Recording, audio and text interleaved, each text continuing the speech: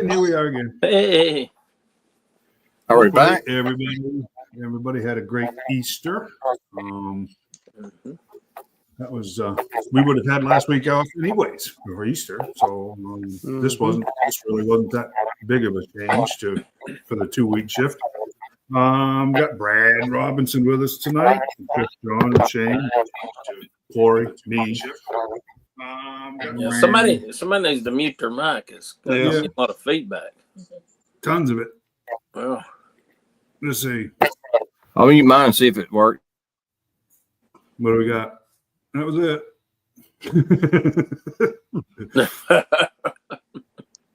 it.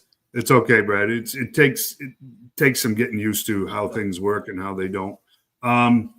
Your best bet would be try to turn your volume down enough so that your mic's not picking it up. Does that make sense?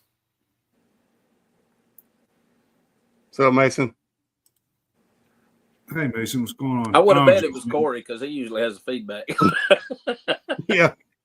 Does that help? I just turned my volume way down. Can y'all? I'm upgrading my equipment, John. Yeah, that's good, man. You get it? That got it. Thanks. Yeah, I had the volume way too up. Some computers or even phones, guys have got to use earbuds or earphones or something because the mics are just too sensitive or too close to the microphones. But yeah, no, we got it. Thank you, Brad. Appreciate that. So, not a lot has happened in the last 2 weeks, but then again, there's been a few other things that have happened. So, oh no. I guess we'll get there, right? I read another story today that Diamond, that whole thing really exploded, however you want to look at it. We kind of knew that it did last week, but it really did again, apparently. So the good news is I don't know how many retailers actually are even dealing with them anymore. And I don't know.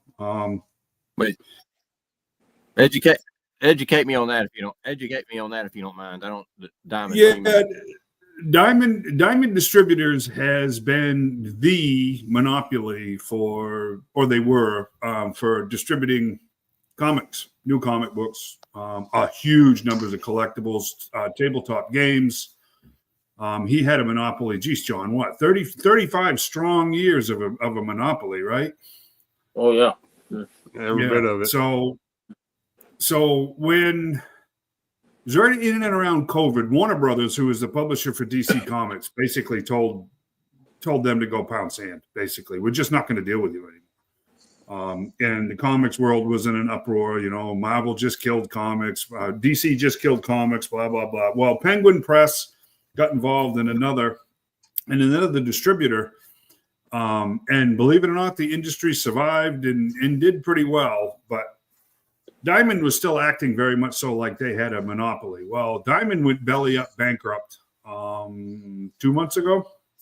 Yep.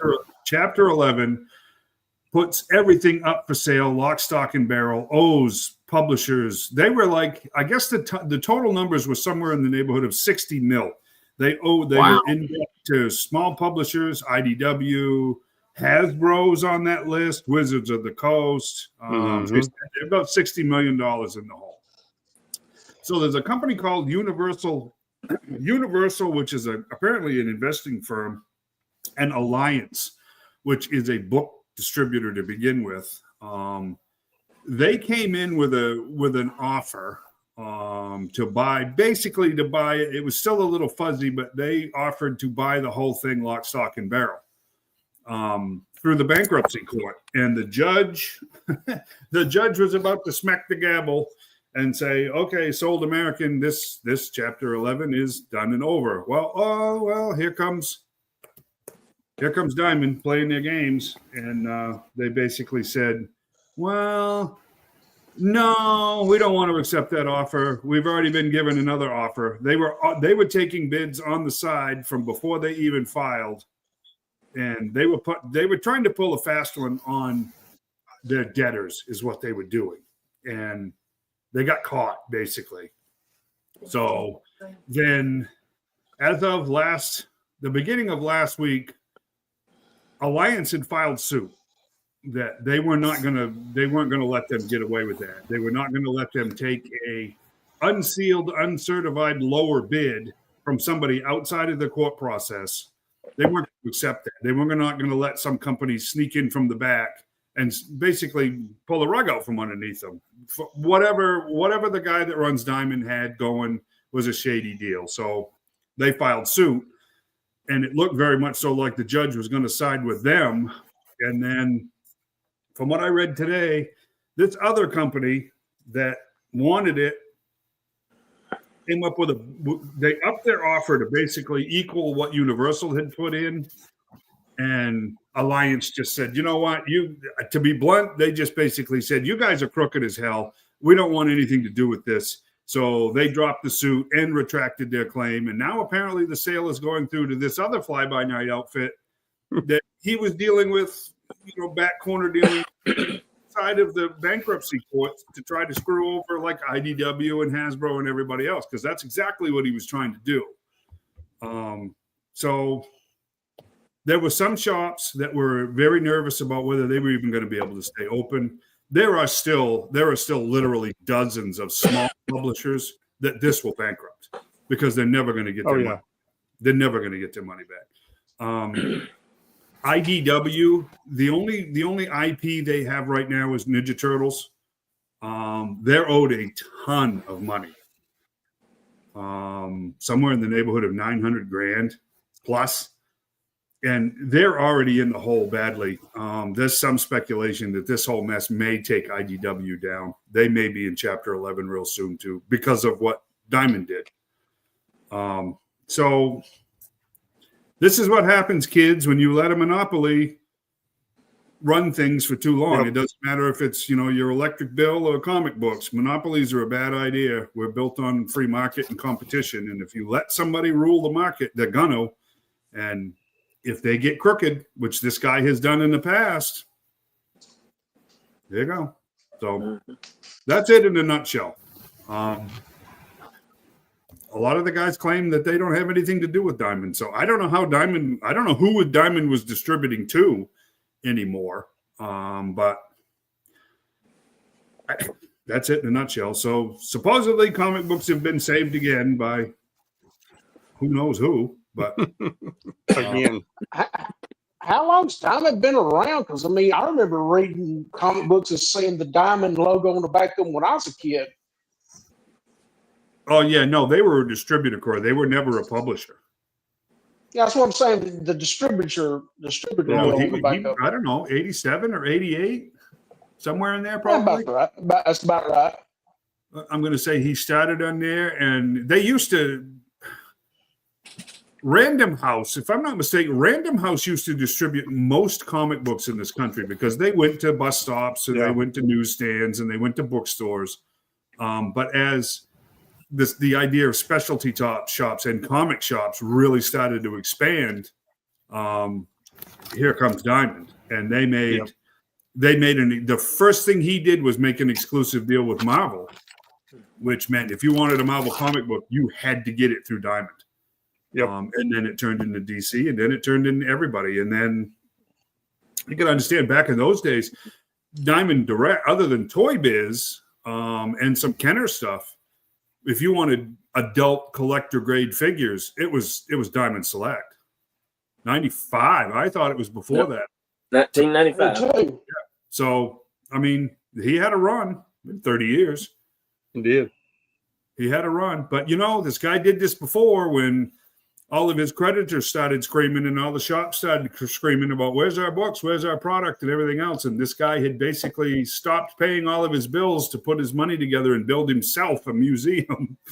Literally, he built a museum dedicated to himself. He survived that. So, So yeah, that's that in a nutshell. So apparently Diamond has been saved. What that's going to look like, it's anybody's guess because the company that's buying them is just as crooked as he is. Yeah.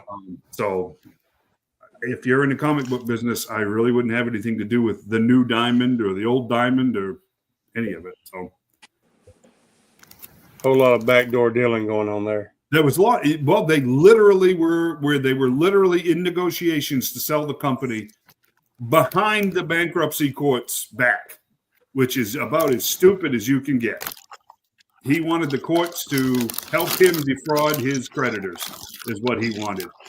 And it didn't work out so great. And it was actually IDW that pulled the plug on that because he really tried to rob IDW, but they said no. And then they got looking into it and it's like, wait a second, who's this? It's like, oh, that's who I'm really going to sell to. Wink, wink, nod, nod. And the judge is like, oh, no, we're not doing that.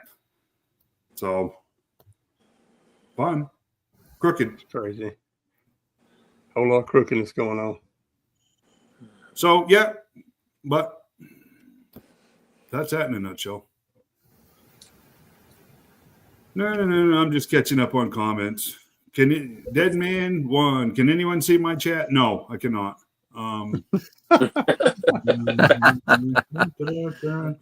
Okay, yeah, I'm just teasing you.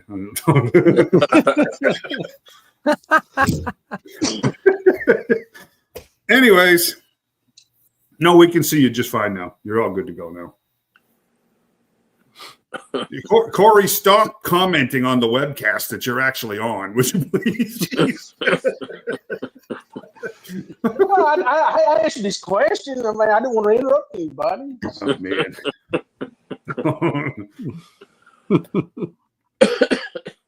So we got Brad with us tonight, and he is. So where's everybody? Where is everybody from? Is everybody from Alabama. North Alabama or just all over the place? I'm from Northwest Alabama. Yep. Same here. I'm in Odin. Which me and Shane, we don't live that far from each other, so. Right. I'm in Odinville, which is just outside of Pell City, Birmingham. 20 miles from Birmingham. We got a few guys down around Mobile. Mm-hmm. Excuse me. 3, yep. And We had one or two probably down some around around Montgomery, too. Mm-hmm. And we got them everywhere. Yeah, Timothy's over in Tuscaloosa. Jasper. Decatur, Huntsville, Albertville. Just everywhere. We went up and visited that guy up there in Arab.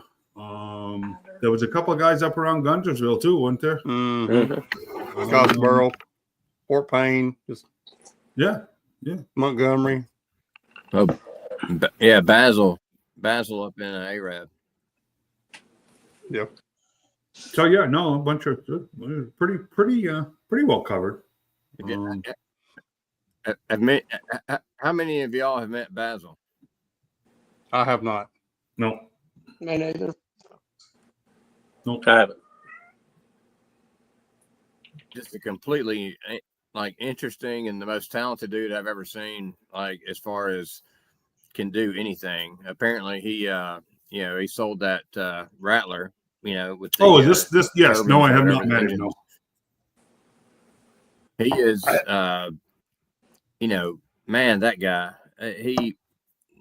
I respect the way he approaches the way he does things, because if his heart's not in it, he won't do it.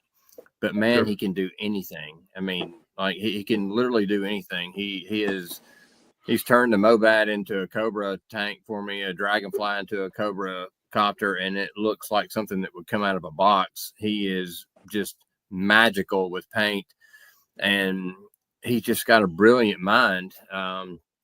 And he's on, I guess, disability, so he's at home a lot, so he has plenty of time to do plenty of things. And I wish he would do more, because like I said, brother, I'll pay you whatever. It's like because I've got so many cool ideas, but he's just one of those. If his mind and heart, whatever's not in it, he's not gonna do it. But he's the most gifted person I've ever met, as far as taking vintage toys and either repairing them, repainting them, repurposing them, whatever.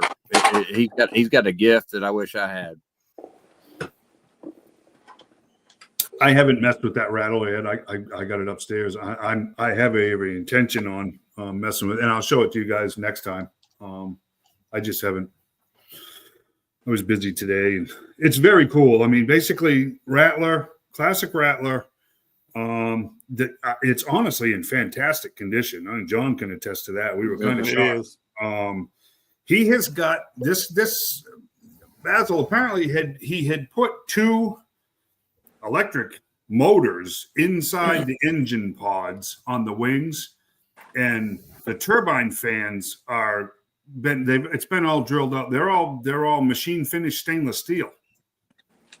So I mean, it's actually very cool looking. But I don't know why, but somewhere along the way had cut the wires off flush coming out of the bottom of the wings. So I got to get in there with I've been there. I've been to his house when he built that, and he had wires hooked up to it. And when he starts the power to it, that thing starts taking off. Like it starts rolling. I mean, it was the coolest thing I'd ever seen in my entire life. I was like, I mean, and you got it for, I think, what you said, $100. I'm like, I bought the stupid.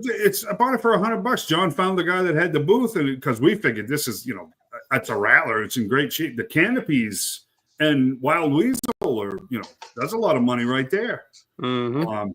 The canopies are perfect. Mm-hmm. Yeah, the canopies in the hunter class is perfect, and it's just like we're looking at this thing, and they said, $100, and it's just like. I don't know which one of us is going to get $100 out of their pockets the fastest, because it's just like, that's amazing.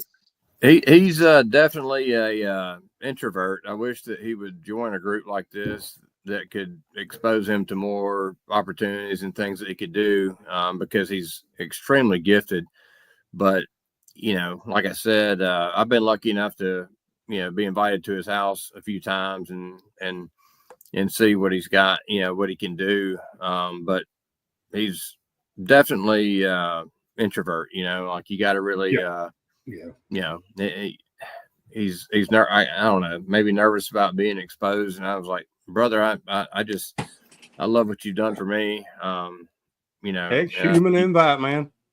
He's got a gift. I mean, he really does. He can paint. He can, I mean, if you can put, engines in a Rattler and make it like take off, basically damn near take off. I mean, you got something going for you, Yeah. They had said the vendor had said that he has built he has a Millennium Falcon cockpit built in his house. He sold that. I he sat sold in it? Yeah, he turned a bathroom into a cockpit of a spaceship, and I sat in it. I've got a video of it. I can send you guys. Like he could sit. It's got 2 seats in it. So, I mean, like it's like a gaming console. Like, yeah, I mean, you're literally, I don't know where he got the parts. I think before he ended up on disability, he worked for maybe Redstone or somewhere where he could get these like parts. I don't know, but like literally, it's like you open the door to a safe, and you walk in there, and there is a screen that looks like you're in space, and there are 2 cockpit seats, and there are joysticks, and like, I mean, you're literally like operating, a spaceship. It was the wildest thing I've ever seen. I mean, the guy is just a genius. I think he's an artist. I think he's probably an artist, and just like you said, extremely introverted. And a lot of artists are that creative people are that way. They're very private. They get a lot of, they get a lot of anxiety and stuff. They think differently than the rest of us do. So, I mean. And you said he built out of a bathroom? Yeah, he tore his bathroom out. Did the bathroom function afterwards is what I want to know. So when he went to put it in hyperspace, he hit the button and it flushed. Is that Holy! Instead of that roar, you hear whoosh. All I know is whenever I asked to go to the bathroom, I ended up in the back of his house where his cat litter box was and everything else was, and it was a put together bathroom. So he. I want to know if he flushed. It was an adventure. He was big on. That's pretty cool. Seat was probably the brother. debate. Let me tell you, I felt like I was lucky to be in that house. Wow. He was something else, man. He's a good dude. Good dude. He just catch him in the right mood, I guess. But he could turn anything into anything. He was big on Ninja Turtles. He had a lot of old school original Ninja Turtle stuff, and a lot of original, like the Rattler. The Rattler was in pristine, just pristine shape. You've got it now. You see how well. Oh, it is. It's incredible. And the paint is. Yeah, it's incredible.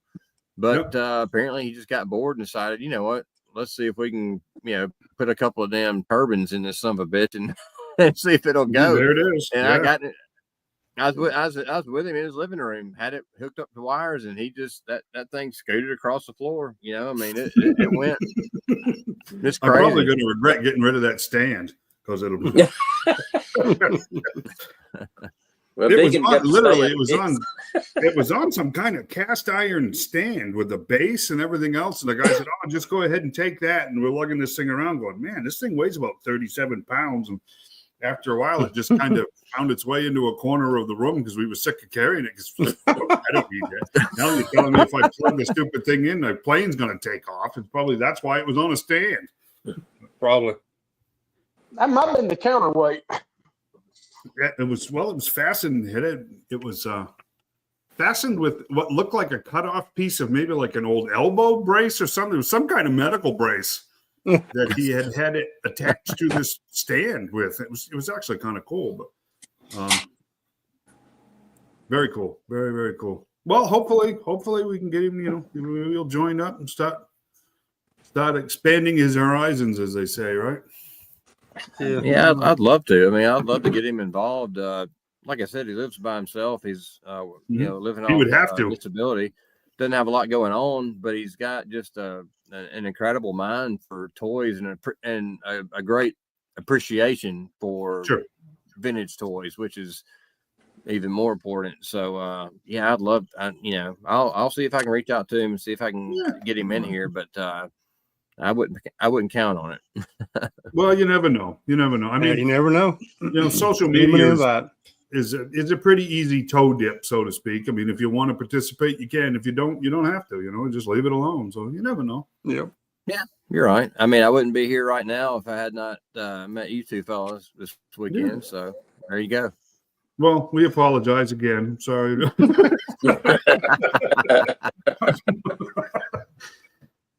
No, I have an Instagram account, but I use it as basically toy news. I don't do anything else with it. Never posted a thing on it. Never will. Me and social media we just don't agree. So that's that. Yeah. I simply use the G.I. Joe, the ARAH from 92 to 82 to 92. And I follow a few of those. That's about it, Yep. But yeah, that's about as much as I've got used for Facebook these days. I will say this, just because of the nature of things, I will probably have to, with this 3D printing stuff, if I actually want to try to sell anything, I'm going to have to do something on social media. I mean, it's just the way that's just the way it is. So we'll see. I don't know. Well, based on what you told me you could do, I would be happy to promote you because I appreciate that. I definitely want to purchase a few of those items we talked about this weekend. Yep. So I would be happy to post those and tell them where they can find them. I'd be happy to help you. I got my tracking number and for the printer, and it had said Tuesday originally. And then when I was with John and I yesterday, I said, "Oh, hey, look at that! My printer." Remember, my printer got delivered today. Well, I texted my wife and said, and she said, "Yeah, it's here." So there's a box sitting here by the front door, and I have to tell you, I didn't even bother picking it up until today. So I pick it up and it's like, this thing's really light. So, and Emmett's got to get a lot of school work done in a relatively short period of time. So today was another school day. So I didn't open it until late because I didn't want him distracted. So I opened it about, I don't know, maybe 20 minutes before I caught up with you guys on here. And it's just like, that's not a 3D printer. And he's like, no, that's your filament dryer. And it's just like, my what?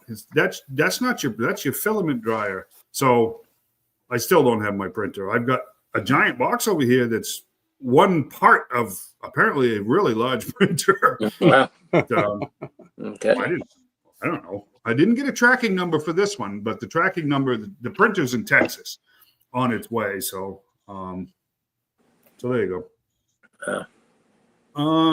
So yeah, once I have that up and running and I can kind of get a gauge on what the heck I'm doing, I'll share more on that. I will tell you this. We have the plans to some truly awesome G.I. Joe stuff. I mean, classified scale, 1/18 scale, and or both, believe it or not. The STL files are scalable to both. So, and these were all done by the designer for Hasbro that did the Dragonfly and did the Rattler. So that gives you an idea. He's had access to some stuff. So scan and measure and like that. So yeah, Timothy, I'll sign you up because believe it or not, the answer to that is yes. Yes. Yes. Yes. There I do have the files to I'll say this. I do have the files to a classified scale flag. Wow. I have this plans to a classified scale Terradrome. Yeah, we'll go into that in a couple of weeks. How's that? It's I'm gonna go on record. I'm gonna go on record saying, Dave, if you do a classified size flag, you're insane. In a beautiful way. You're Do insane. you know Dave? Because I know Dave. And I'm getting my custom blanket for it made already. So, yeah, that's what I'm gonna be sleeping at. It's like this one is, if you really want to do it right, I mean right, it's 21 feet long. Yeah. Wow. I can't even imagine. I have to tell you, you would probably have about $4,000 in filament. Would be my guess to make it. A guy made one. It does exist. His was he shortened his to 14 feet. Yeah, his was like 14. Wasn't it? Yeah, the original scale up was like 21 feet long. Yeah. So yeah, I've already took a wall down in my basement. The Terradrome, the Terradrome is the size of a kitchen table. Wow. It's pretty amazing, and it's not just these aren't just scans of OG vehicles, right? Where they scan them in and then just upscale them. These have been reworked considerably because they have to be printed in pieces. So and there truly is. I have the plans to some truly amazing stuff, and about a third of those plans, if my math is right, about a third of them are limited to less than 30 copies of files a piece. So you're not going to be able to go get these someplace else. Me and in one instance, 19 other guys are the only people on the planet that have the plans to this stuff. And we're how wide is it? How wide is it? What, the flag? Yeah, because I think I got the length here in the living room. I don't know about the width. Oh no, it was about 5 feet wide at the superstructure with the tail out deck. It was about 5 feet wide. Which plan are you most looking forward to? There are two. There are two that I'm really looking forward to. One of them is going to get printed as quickly as I can. Let me guess. And then there's two others that are like close. I guess I can spill the beans on these.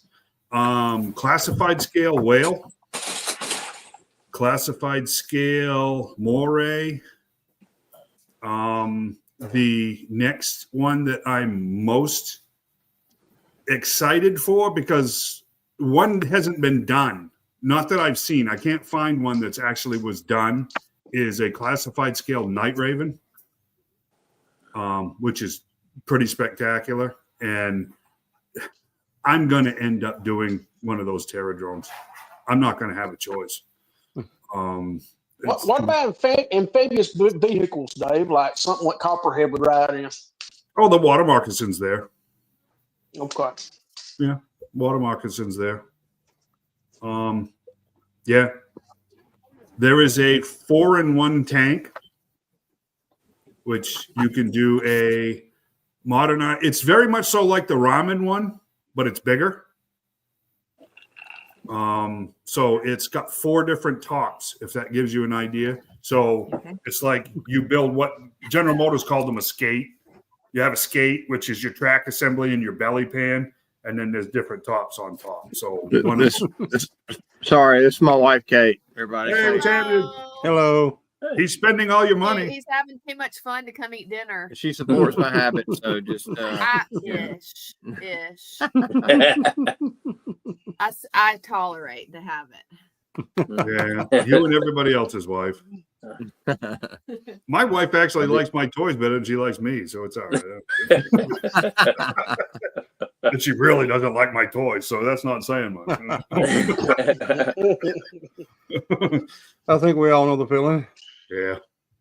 So no, some cool stuff. Some cool stuff. I'm not going to turn this. I'm not going to turn this into a rolling advertisement for what me and Emmett got on the side.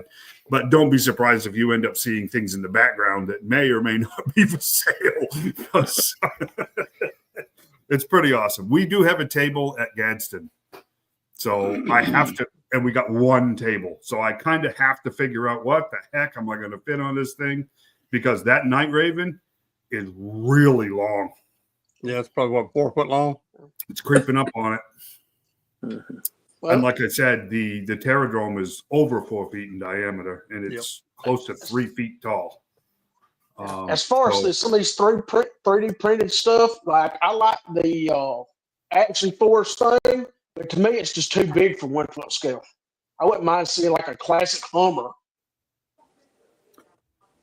I don't have, to tell you the truth, nothing's really been done with that, because he knew when he was doing the Dragonfly and the Rattler for Hasbro. Of course, he knew that the Vamp was coming. He knew that the Ostriker was on its way. So they didn't, and of course the Hiss. They didn't spend. It takes a long time to make these plans. So he didn't spend a lot of money on duplicating what Hasbro was already had in the pipeline. You see what I'm saying? So I will give you a teaser, and then we'll change the subject. There, I have the plans to an unproduced item. Shane's smiling because he already knows what it is, because I told him what it was. There was an unproduced item. There was a prototype made, but it's an unproduced OG G.I. Joe vehicle / playset, right, guys? Yeah. I mean, what else would you call it, right? Yeah, you got it right. That was shown in prototype form but didn't get retailer support enough to justify the expense of making it. So Flint Dill, you guys remember the name Flint Dill? He wrote most of the G.I. Joe cartoons. He and the guy, the chief promoter for San Diego Comic-Con, went in together and bought the prototype from Hasbro. And then Steven was given access to that to make the molds, make the model. And it's pretty incredible. This one, I think I will sell very, very well. Oh yeah. Like a mobile command center or something like that.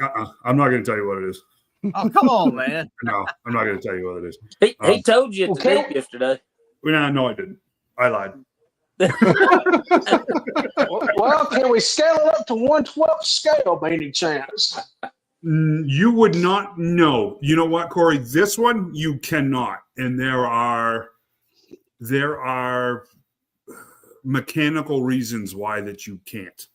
Mm-hmm. You would end up. I got a pretty good idea of what it is. But You would end up spending thousands of dollars yeah. just scaling it up. Timothy, I told you that in confidence. Why do you gotta?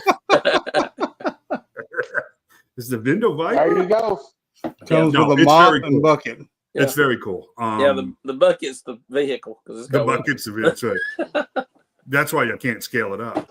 No, it's very cool. I wasn't surprised we didn't see the window Viper somewhere along the line at a Comic-Con because Jeez, we're getting cold exclusive or something slither. like that. You're getting cold slither. Right. Why not get the window Viper? Right. And Super 7 will probably make Hector Gonzalez. We got to get Hector Gonzalez, a little TV crew with Hector Gonzalez. Mm-hmm.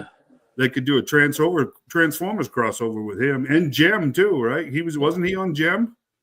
Yeah. Well, Hector Ramirez, wasn't it? Ramirez, yes, thank Yeah.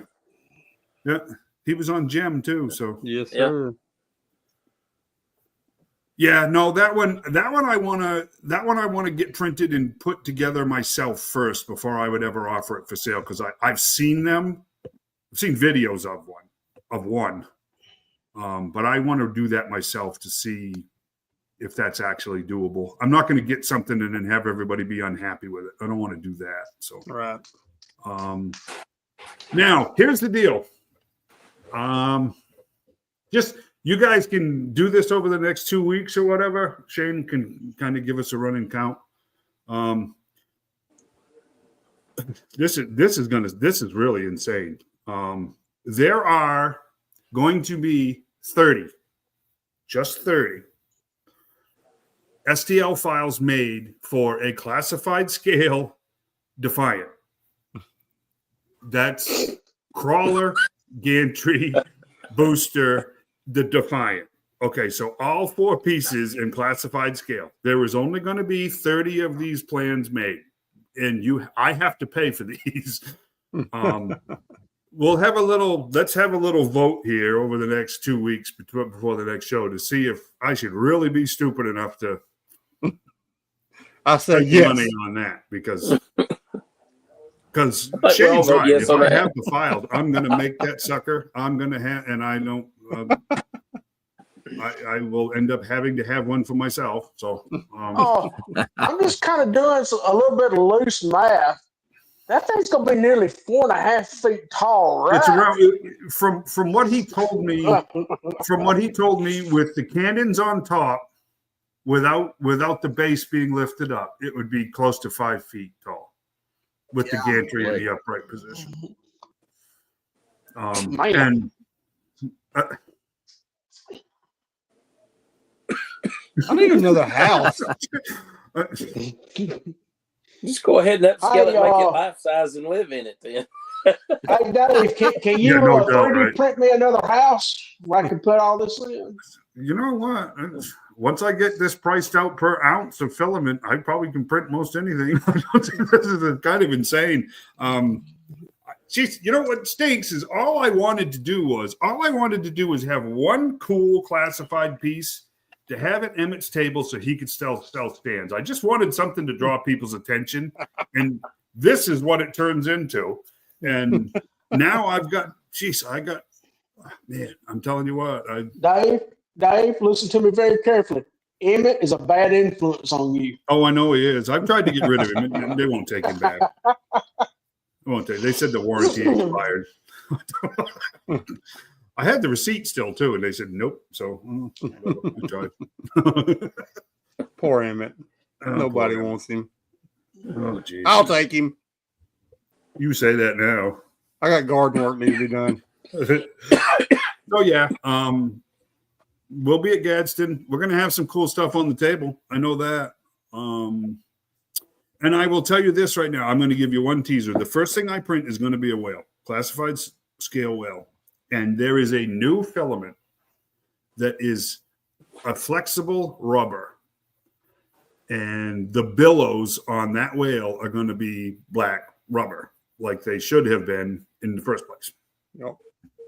So that will be cool. Will it float? Yes, the whale will float. The moray has been modified so that it will float. It doesn't have. It's got the skis, but it doesn't have the mechanism. Because if you remember why the original moray didn't float is because of that mechanism. Yeah. That's been modified. It's been removed so that you manually pull the skis down, but the hull is sealed, so it will float. That's cool. I was thinking the original moray floated. It would for a few minutes, right? But then it kind of those About 30 openings. seconds. The openings for that mechanism sink that sucker fast. It always went rear end down. Yeah. I like to have a couple of sharks. I don't have plans for sharks yet. That is one thing that I do not. There isn't a lot of. They have not made a lot of plans for the smaller stuff that I think they really expect Hasbro to do. So they're just going to leave it to Hasbro, which makes sense, right? But there's a ton of them. I shared the list with the guys. They basically know what's floating around in this laptop right here. So there's some really awesome stuff. The last piece, if I don't get to the Terradrome, the last piece I'm going to do, Timothy, of the 4, and this will be my last spill the beans, will be a Tomahawk. There's a classified scale Tomahawk. That one was limited to 20 sets of plans, and I got the 20th set. So, and that is awesome. That is really great. So, yeah. I saw where he had printed one already. Yep. Yeah, I shared that video with you. Yeah, it is huge. Yeah, you did share it. That's right. Yeah, it's really awesome. And for the time being, I'm going to have to have somebody else print the canopies for these things, because you got to do that with a resin printer. Mm-hmm. And it's not that they're expensive; it's that the fumes you can't have those things in your house. The fumes on those resin printers it's just toxic, I guess. So I'll farm those out. I got a connection with a guy already, I guess. So that's that, right? Mm-hmm. I can't wait. Yeah, it's going to be cool. It's going to be cool. My guess is the real market for them, because of their size, is for like stores and displays and people that go to shows and stuff, that they want to have something that, draws people into their eye catcher. Yeah, it's an eye catcher, right? I mean, there's not. I don't expect a huge collector market, because I hate to say this, guys. These things are not going to be cheap. No. So it's we'll see. We'll see. No, when you get the custom stuff, it ain't never cheap. No. So there's that. Let's do the cons, Shane. What do we got for cons coming up? Friendly reminder. FarleyCon. Yoo-hoo. They are this is Joe heavy this year. Big time Joe heavy. And that's in August 2nd and 3rd up Chattanooga. John and I spoke to the promoter, I guess, right, John? Was that what they called? Right. We spoke to him yesterday. Super nice guy. Yep. Answered some of my questions that I was just curious about. I got to tell you, man, inviting and having these guests at a show, it's a pretty big gamble. I mean, for the promoter, they're putting out, I mean, they have to comp everything from their travel to their hotels to their meals, plus guarantee them certain level of income at the show. If they don't make it on the floor, the promoter has to pay it. So when you see a promoter really literally sticking their neck out this far to get this many celebrities in one place, try to support it. Because he's in deep. He's in deep on this. So think about this one. I know we're going. We'll be up there. We got something else going on up there that I'm hoping, well, whenever that first show is after that second and third, I'm hoping that we'll have some really cool stories for you. That's all I'm going to say on that, right? Go from there. Yes, sir. Where we got now? Gadsden Collecticon, the weekend before FarleyCon, 26th. Got the whole venue this time, right, John? The whole venue. And it has been sold out for quite a long time. So, I know the last one they had this time of year, I had a blast, man. Yeah. Yep. So that will be a lot of fun. I think the vendor sold out in 2 weeks on this one. Yeah, I think you're right, Shane. It was quick. I know that.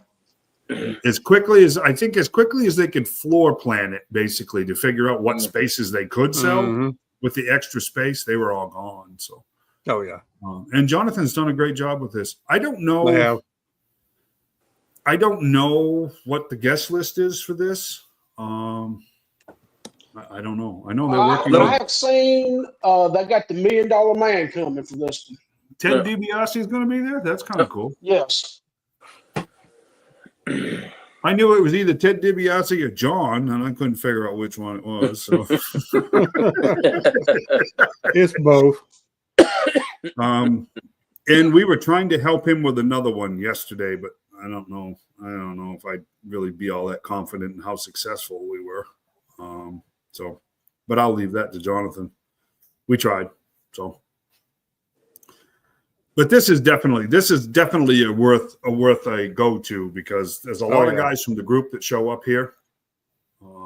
So if you John's had a table the last 2 times, right? But you're not doing a table this time, right? Oh, I want to actually see some stuff this time. So it won't be shop this time. Yeah, John won't be the hang around spot. Probably Emmett's table will be the hang around spot for the group. So I'll probably be helping Jonathan though. Yeah, I'm sure. Yeah. Yeah, they've got 2 guests so far for this one. Leah Clark, she's an anime voice actor. She's done over 200 voices for the anime people. Oh, wow. And then Ted DiBiase, $1 Million Man. Nice. Well, that's cool. Did Taylor Maine there last time, right? Yes. Yeah. I'm guessing that was successful, right? So it was. Yep. He had a long line there at his table. Yeah. I spoke to Deegan, the cover artist, Deegan Puckors. You know what I'm talking about. Yeah. He's done Joe covers, variant covers for the Energon universe. He's done Transformers covers. He's done Turbo covers. He does fantastic work. We ran into him again yesterday. Isn't it Deegan? Yeah, it's Deegan Deegan. Puckors or something like that. Yeah, his last name kicks me out, but it's Deegan anyways. We probably murdered that one. Yeah. Spoke to him quickly. He was going to try to get some space there too, but I don't know how successful he'll be. But we'll run into him again at least at FarleyCon. So, and he wants to come on the show. So that's where we met him last time, was FarleyCon. Yep. So we'll just told him. I told him yesterday. We'll get you come on. You can give us the skinny on the comic book business and how you break into the art world, and because he's doing a lot of covers for a lot of big books. So that's pretty cool. And he lives right over in Atlanta. So yeah. What else we got, Shane? Rocket City the next month, and again in September. We got a show a month from basically here until October, right, or November, right? Mm-hmm. Yes. So this is. This I'm is not a good sure. one too. I'm not sure if I'm going to make it up there with this one or not. I don't know. This one's a smaller one. It's small, but it's really good. Yeah. You can get some really good deals with this one. Yeah. It's got a lot more toys than the. Oh yeah, that's all it is. It's pretty much toys and a few comic vendors. Nice. Okay. And it's cheap like the gassing con to get into. Yes, so right. No $45 surprise you. Yeah. 50 plus vendors. I mean that's a lot of vendors. Mm-hmm. It really is. Is this the one that's run by James Bruce? I believe so. Okay. Yeah, I've been to it several times. It's a really good one. Yeah. I think he may have been he may have been the one that sold you that Rattler, Dave. Oh, maybe we did. I didn't get a name for him. He didn't have any signage or anything. Yeah. You mentioned that because I introduced him to my guy, and then when you mentioned he had a Sky Striker in a box, I sold him one a few months ago for like $220, and you said he was selling it for $200. But anyway, I think that's the guy who organizes it, runs it. Yeah, I didn't get a name, and he, like I said, he didn't have any signage, so I don't know who it was. But that would make sense.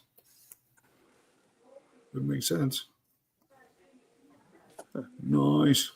And the big one, Joe Fest. I mean, for us Joe collectors, anyways, the big one. They didn't split their time with Dallas this year. No. There's G.I. Joe royalty at Joe Fest. So they normally do one in Dallas and one in Augusta. Is that what you're saying? Well, no, last year specifically, the Dallas Fort Worth show was scheduled on the exact same weekend as Joe Fest. So to kind of mix it up, all of the big Joe names went to Dallas instead of Joe Fest. So Joe Fest last year was kind of it just kind of but that was we had kind of speculated there might be some bad blood with the different promoters, but there wasn't. It was a genuine flub, and it's not happening again. So Dallas will get the same names, and Joe Fest will get the names, and believe it or not, just about name for name, FileyCon's got them all too. So if you just can't get over to Augusta, definitely plan on FileyCon. Last year in Augusta too. Yep. We're going to Joe Fest this year. This will be my first one. Yeah, I'm going. We my wife actually likes Augusta. So my boss in the gun vault down here, he has his wife's got a dog boarding business, so they're gonna board Big Sig for us, and we're headed over for a night or two. So that's kind of our like little vacation every year now. So yeah, we're definitely going. And of course, I haven't seen the guest list there, but the last time I looked at it, it's all the royalty. So that'll be good. And the cool thing about Joe Fest is a lot of the smaller vendors. Yeah.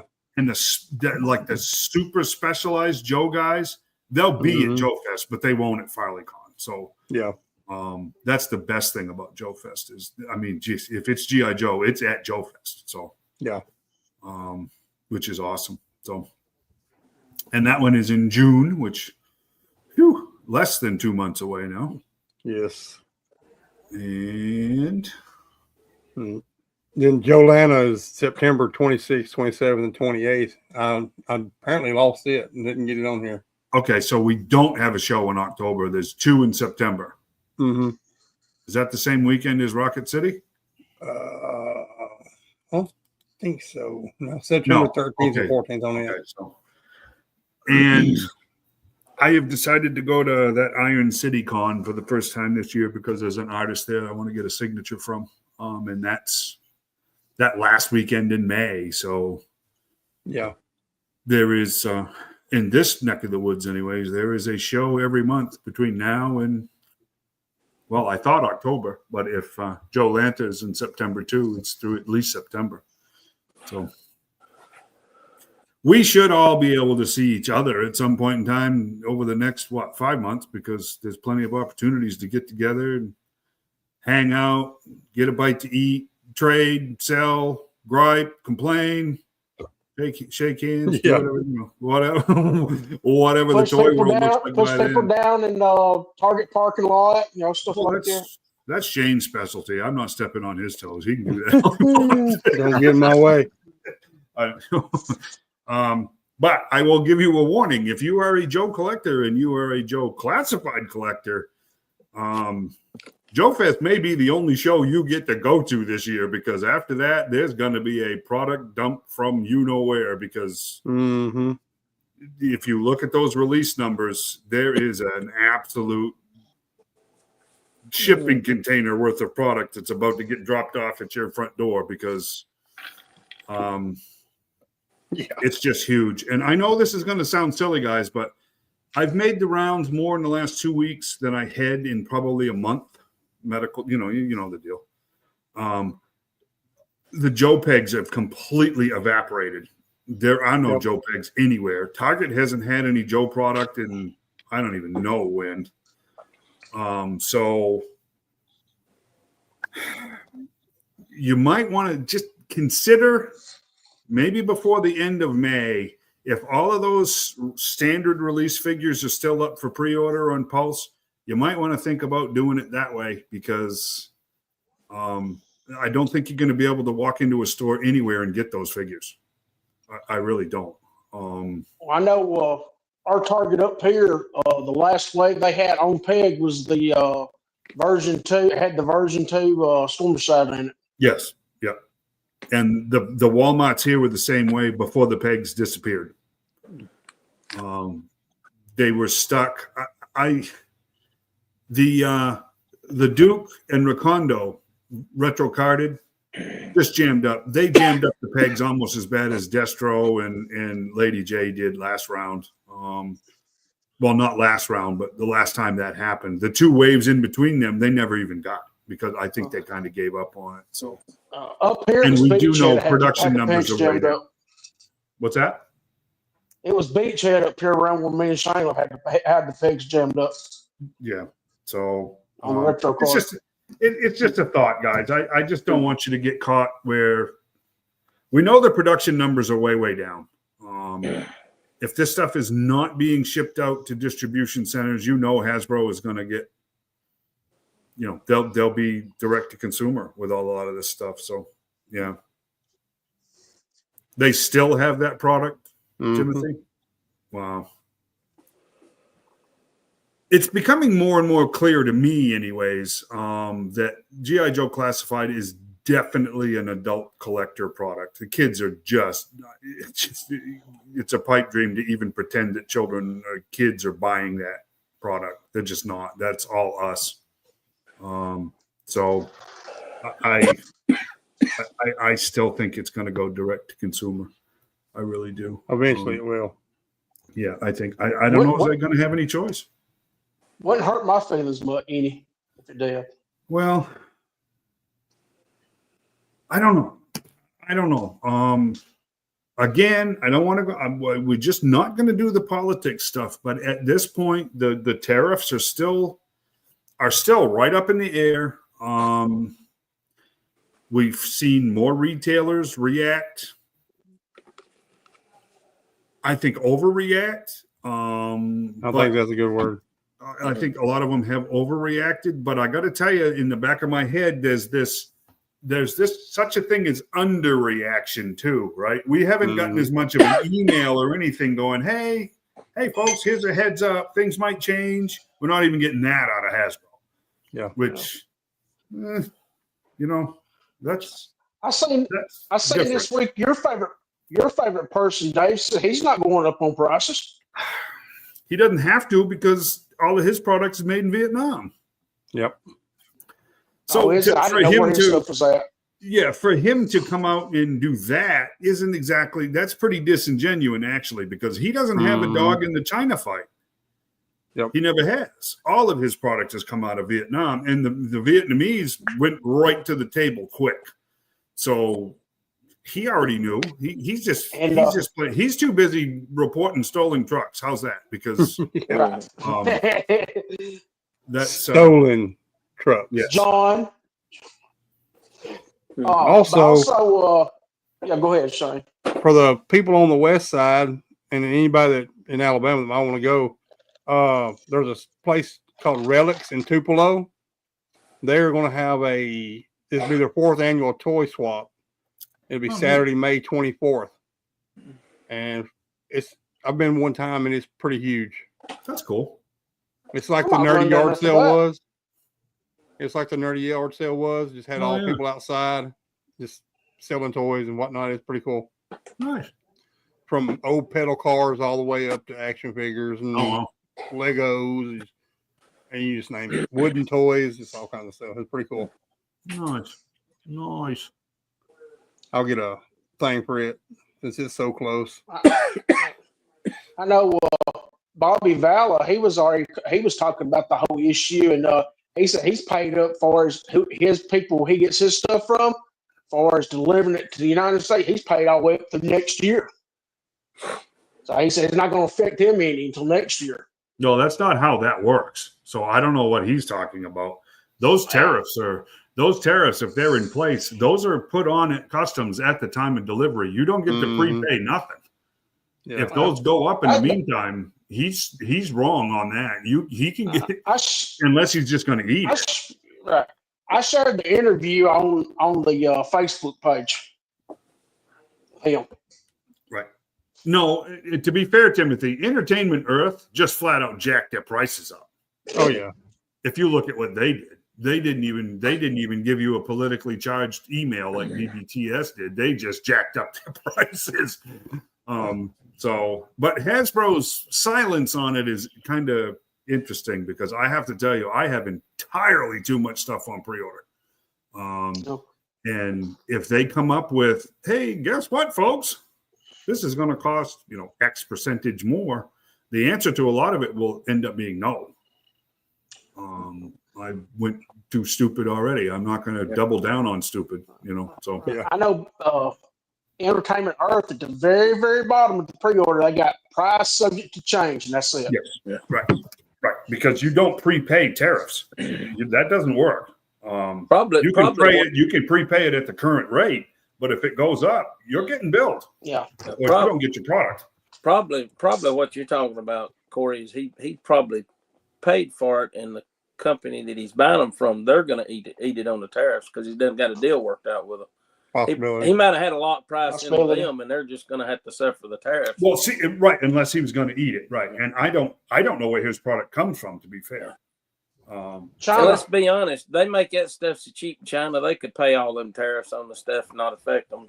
Oh yeah, if they really wanted to. Even at the 145% that it is now. Yeah. I mean, yeah, I agree. Because I'm going to tell you, it don't cost no $10 to make a classified G.I. Joe figure in China. No. Oh no. I bet they got at the most.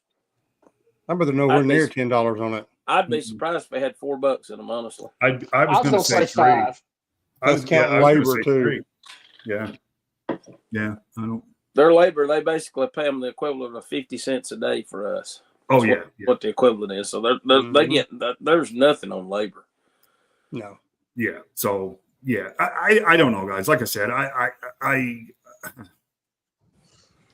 plan your show visits accordingly. That's all I really want to say on that. We still don't have anywhere near enough information to even guess what any of that's going to look like. Right.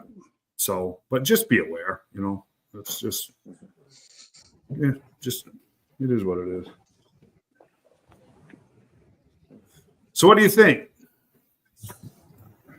I was going to do a 10 hunt with our guest tonight, but this is going to sound crazy.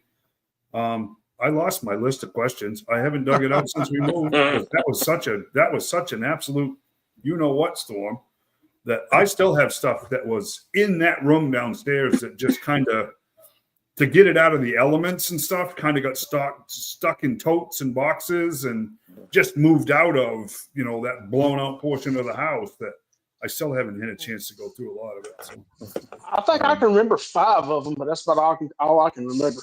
Well, I mean, I use, just the standard stuff. So, I mean, we can do that, right? You ready, Brad? Or you want to go eat? Come on.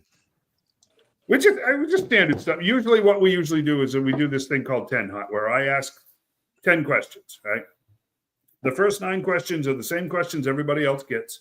The 10th question is always based on something that's unique to you that kind of pops up during the other 9 answers. Does that make sense to you? See what I'm saying? There's no gotcha stuff. There's no political stuff. It's real straight and standard fare. But again, I can't find it.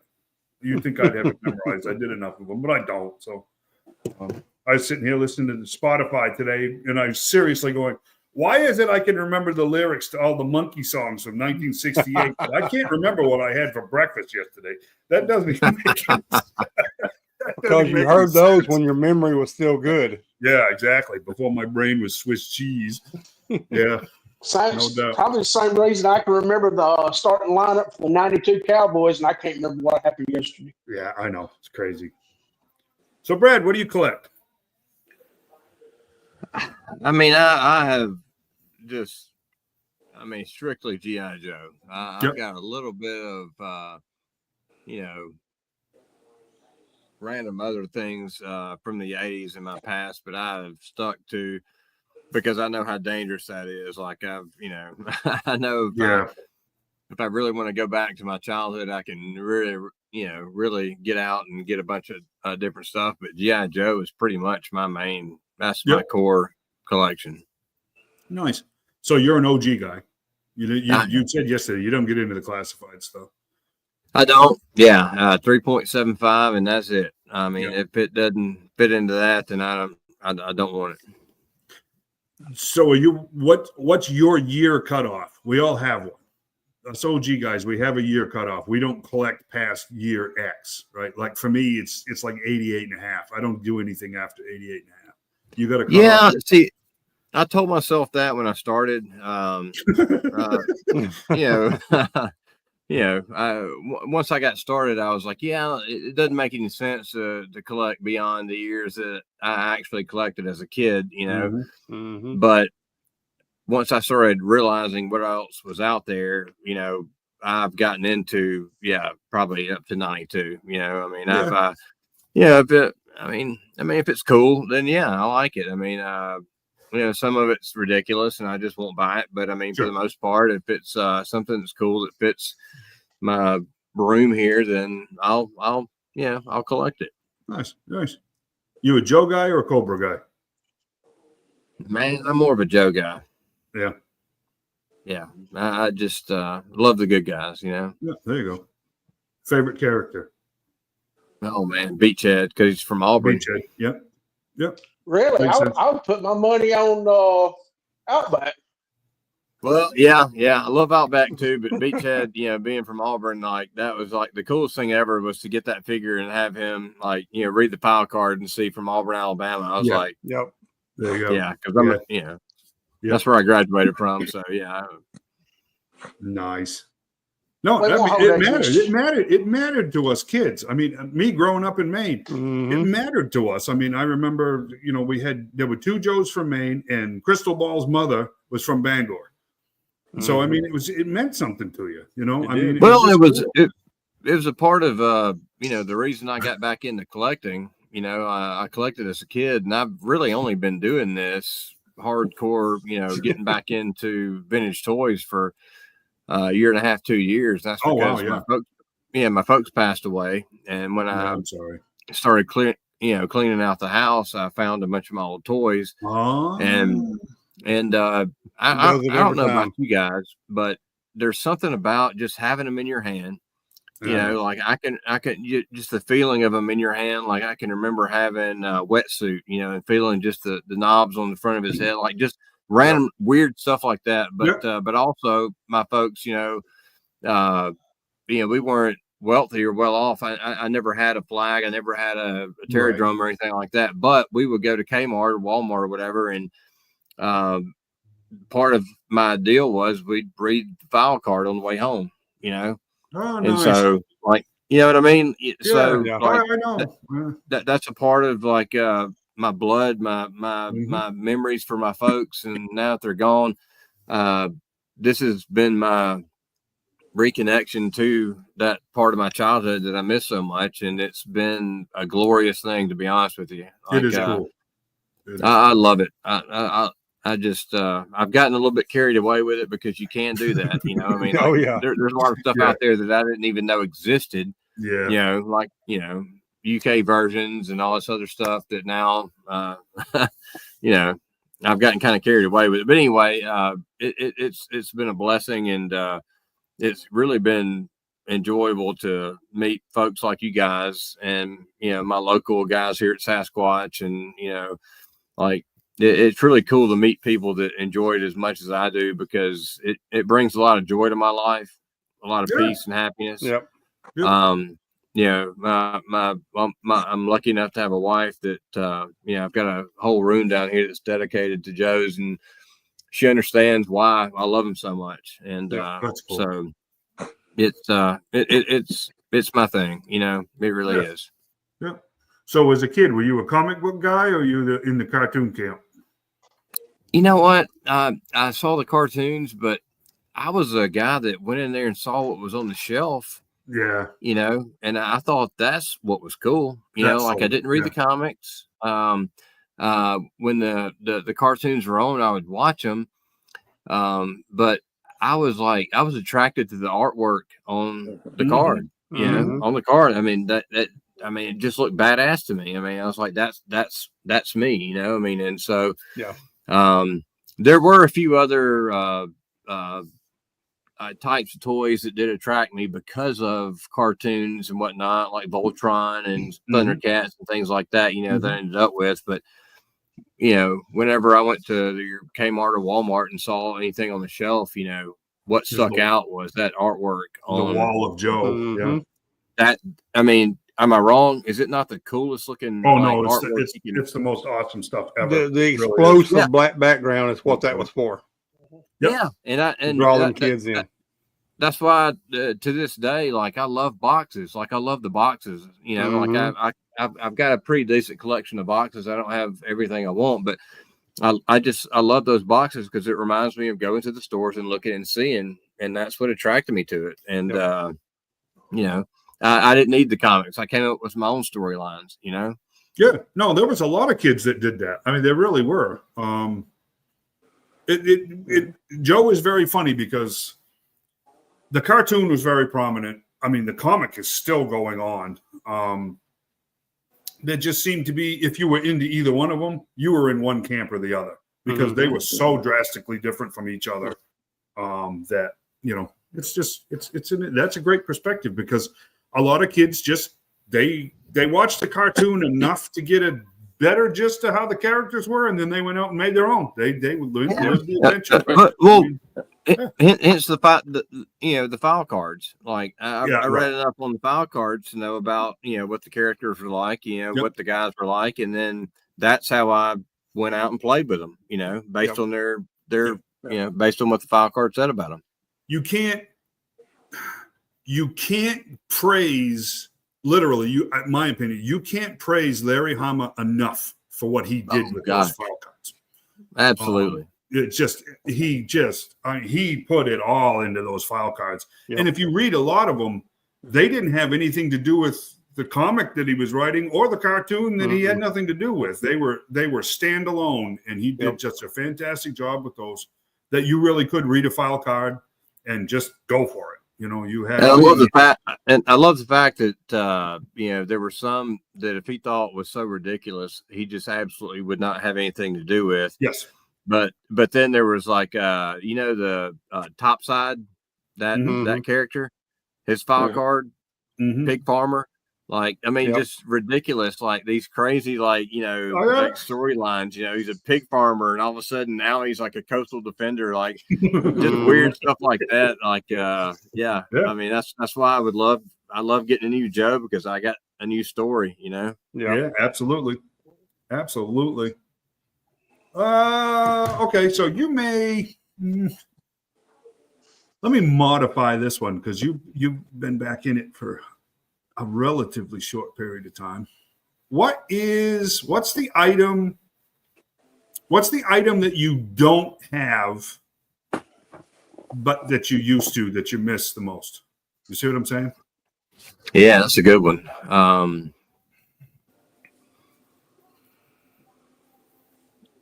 That's actually a really good one, and it's actually a really small one.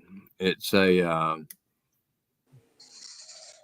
the water moccasin, and I don't know why I don't have it, but that was one of my favorites. Like, growing up, like that was, I consider that a dreadnought. I consider that dreadnought. Like I think a lot of people do. I got so much to show you guys. Like I've got a dreadnought cabin that my buddy's father built him, and he gave it to me.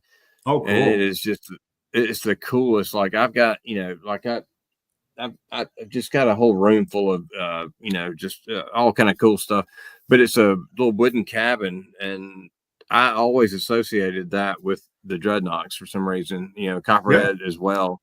But anyway, that one I don't have for some reason. I just, I don't know. That's what, it's weird. I probably ought to find one of those, but yeah. Nice. What's your grail? You know what a grail piece is? What's the piece that you really, really, really want to have? You may or may not actually ever get it, but what's your grail piece? Everybody has a grail piece. Well, that has changed. It does. It has changed. Like at one point it was Terradrome. I got that. And then it became the flag. And within a month ago, I got that. But now I'm looking at, I've, and as you guys will get to know me and see the things that I post, I've acquired a lot of things through, well, if you buy this, you got to get this. I got a lot of extra stuff, and, my wife, God love her, has kind of put me on a, if you don't sell some stuff, you can't buy more stuff type thing. But I've gotten into the, I've really gotten into the, I've started getting into the Action Force stuff, the UK. I think that stuff's really cool. So the Robo Skull is probably my grail piece that I'm really, really wanting at some point. Yeah, very cool. Very cool. What did I miss, guys? I think, geez, I hit most of them, didn't I? Just pretty close. Pretty close. I got a question for you. So, since you really wasn't into the comics or the cartoons, did your snake eyes talk when you was a kid?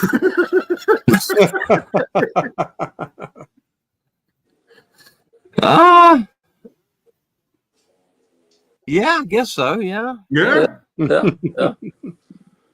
Yeah. But it was, that's a good question, because they communicated. That's actually a really cool question. Now that I look back on it, I think about it, and it's like I knew what they were saying with each other, but it's almost like at the same time, I think Snake Eyes was using more hand motions because my birth father was deaf, so, but he read lips, which was interesting. So I kind of viewed him as one of those guys that could just read lips. I didn't know the story or whatever. Right. So that's a pretty cool question. Yeah. Because if you read his file card, it doesn't say anything about him being mute or anything. It just says he's a man of big. Right. Yeah. Yep. Yeah. That's interesting. Yeah. Unless you read the comic or had seen and the cartoon never went into it either. He didn't speak. Exactly. The comic was, we knew why. With it, well, after a while, we knew why. They didn't go into it right off the bat, but that's Very a great cool question. though. Very cool question. See, I knew he couldn't. I knew he couldn't ask. speak, so mine was just always flipping off Storm Shadow and stuff. But yeah, cool. What other lines are you passionate about besides G.I. Joe? Honestly, I mean, brother, it's just G.I. Joe. Like, there have been some things that have come up through, my local toy store that I'll get, like Visionaries was something that I liked as a kid. And I've ended up with a few of their carded figures that I really just need to get rid of because I don't need them anymore. I don't need them, but I was in the Voltron, I was in the Thundercats, as a kid. But once I decided that I was going to, go back into this hobby, I made a agreement with the wife. I was like, all right, we're just going to focus on one, because as you guys well know, there's enough in G.I. Joe to fill up a full house. So, I got ADD bad enough. I'm like, I don't need other, Right. I just stick to G.I. Joe and I stick to 3.75. That's it. And that's why I've started going over to Europe, to UK now. I feel like I've almost gotten to the point where I've gotten almost everything American that I need. And so I really started getting interested in the Palatoy and the UK line, and that's kind of my next venture. So that was one of the ones that I missed. You open. You are not a mint on card or mint in box collector. You got your stuff open. Yeah, when I started out, I thought it was ridiculous because when I first started this recollecting, which was only, like I said, a couple of years ago, I started seeing these prices, for these figures that were in plastic cases, and you couldn't play with them, you couldn't touch them. Yeah. And I was like, no way. Oh, yeah. I was like, if I'm getting a Joe, whatever, like, I want to touch it.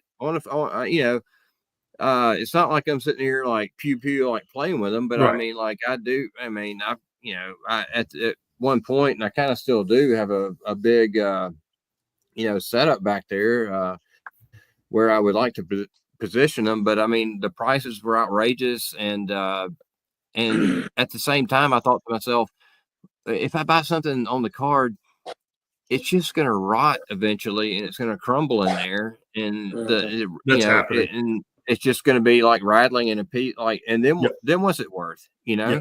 So I would rather buy.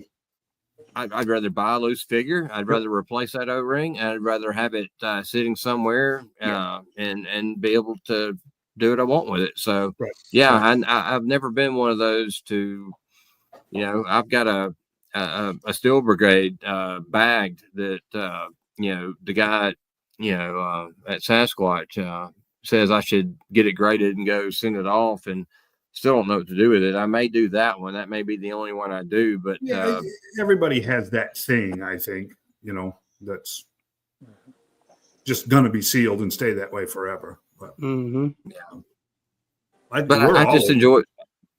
enjoyed playing with them so much that I was like, you know what, I want to have it in my hand, and so that's why I've never been big on buying the MOCs.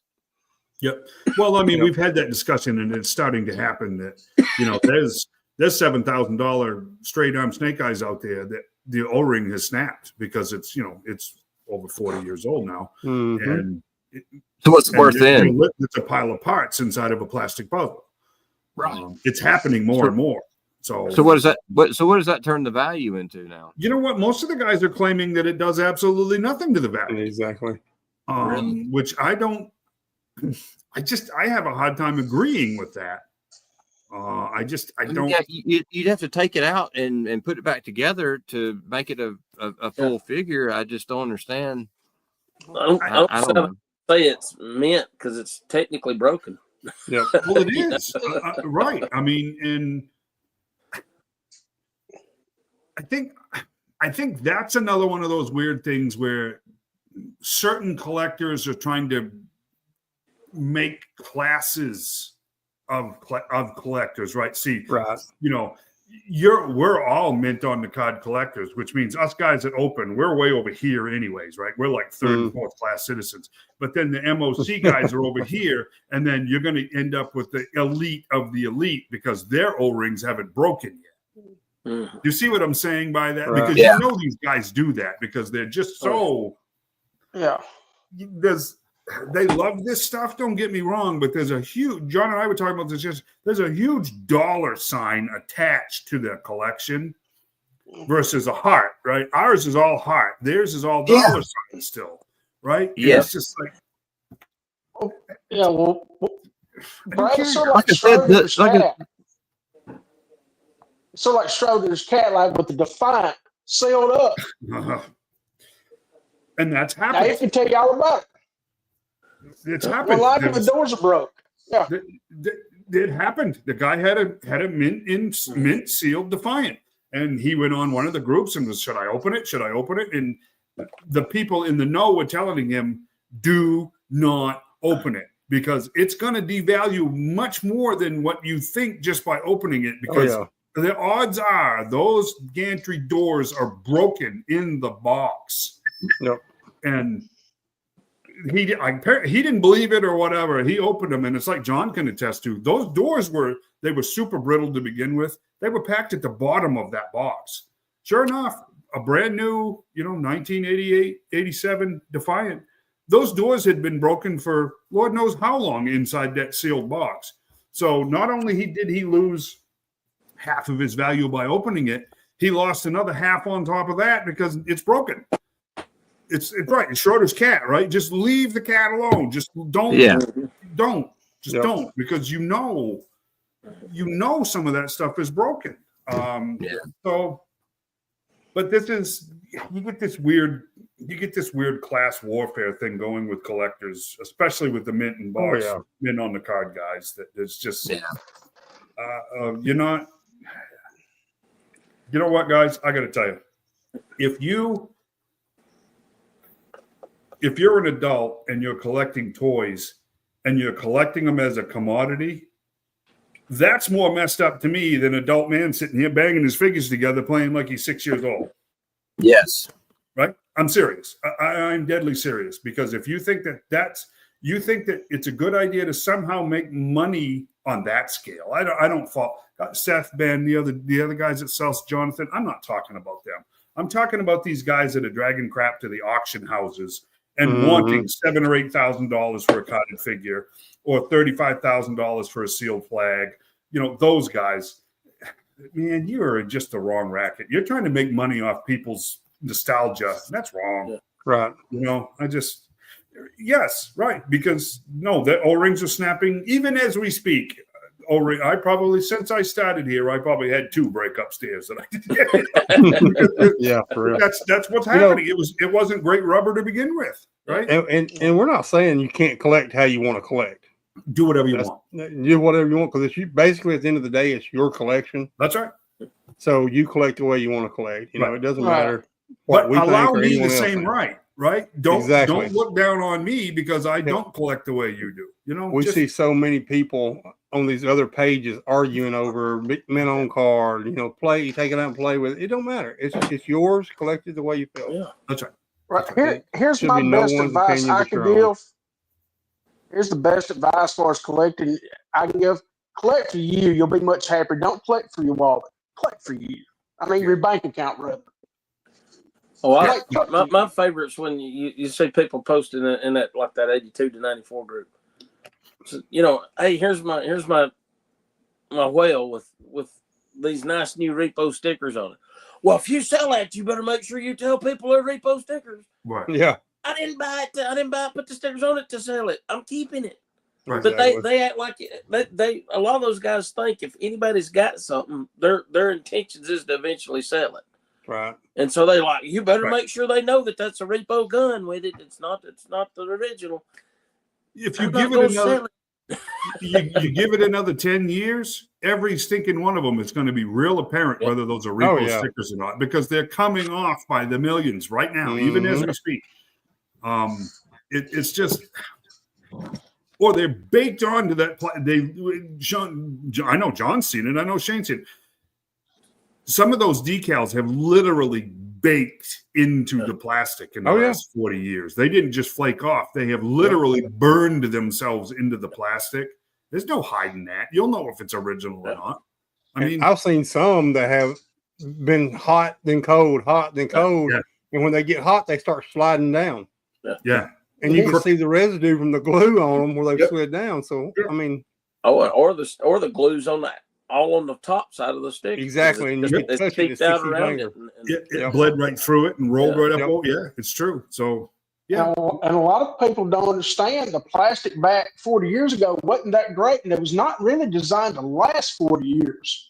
Yeah. You look at what Hasbro went through as far as the industry goes. This was the reportedly, this is the deal with white plastic.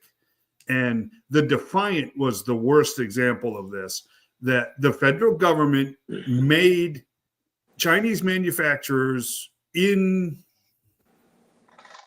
infiltrate the plastic with fire retardant chemicals, which has made it brittle because it affected the composition of the plastic. And it's also that fire retardant that turns the whites and any color, the truth be told, it turns it yellow. Yep. It's the hydrogen peroxide and UV light treatment that will leach that fire retardant back out of the plastic and return the color if you're lucky. I mean, it's not 100%. Sometimes you get weird swirls, and it's not 100%. Sometimes it works great, sometimes not so much. But the plastic was brittle to begin with because of the fire retardants that they made them put in it, which doesn't even make any sense. Why does plastic have to be fire retardant? It's just going to melt into a puddle if there's a fire. If the kid's bedroom's on fire, I don't think we need to worry about the fumes from his Mobat, getting to him before his polyester pajamas. They changed the fire retardants in it again in '87. It made it a little better and a little bit stronger. If you go back and look at Nintendo, the first generation Nintendo, that's the reason it looks like it's been in a house with a 5-pack-a-day smoker. Yep. Hey, wait a second. You're a moth collector, Timothy? Can you block him, Shane, please? I didn't realize it. I'm not. Yeah, he's working on it now. I'm sorry, I didn't realize that. I didn't realize that. I don't like you. I was present. I was present in a deal between him and John at one of the down at Gadsden Con, wasn't it? Unreal. I love Timothy. He's a great guy. Some people, the nerve. It's terrible. He is overly fascinated with the ice cream soldier, though. I don't know if you guys have noticed that. And the window serious. He got a pretty serious fixation with the ice cream soldier. Oh man, awesome interview. That was great. You guys did great too. I have to dig my question list. I have different questions for vendors and artists and collectors, but I'll dig them out. But thank you very much. I appreciate you guys. Appreciate you guys inviting me to this and let me be a part of this. It's pretty cool. Yes, sir. Yeah, we try. More than welcome anytime you want to come on. Just hit me up. Yeah. Oh yeah, anytime. Yeah, well, any Sunday. Don't just call him because we don't do it all the time. Yeah, well, only every 2 weeks. Yeah, and it'll probably be that way for a while. I mean, unless things really pick up, but it's been kind of slow. It just hasn't been. Yeah. And we all have lives too, so it's been difficult to do it. It was difficult for a while to do it every week, but yeah, no, you're welcome anytime, bud. Great, it's great fun. I mean, this is cathartic for me. I really enjoy it. Yeah, we don't break news because we don't have those kinds of sources. We just don't. We report on news. We talk about things that pop up, like the diamond thing. If it has to do with us, we're late to the show, but the difference with us and everybody else is, as you can see in the comments, we actually give you an opportunity to interact with us versus, watching it because we put up a recording and you can comment later or whatever. We really want to have it interactive. So, Yeah. There's some mentally ill people out there like us too. So for they I interact. wouldn't go that far. Yeah. Yeah, I wouldn't get carried away. Fans all over the Southeast and one guy in Canada. One guy in Canada. There was one guy in Canada. I think we had Jose from Guadalupe, but I think he may have snuck in and then had to leave again. So he probably had a problem with his internet connection. We haven't heard from him in a while. So. And don't forget My Little Pony. Oh Lord, yeah, bronies showing up. I don't know why they show up. I think Timothy invites them. That's what I'm. I do too. Awesome. All right, what's on the agenda? Holy cow! It's 8:37. John, what did you want? Let's do what John wanted to do. What do I want to do? I don't know.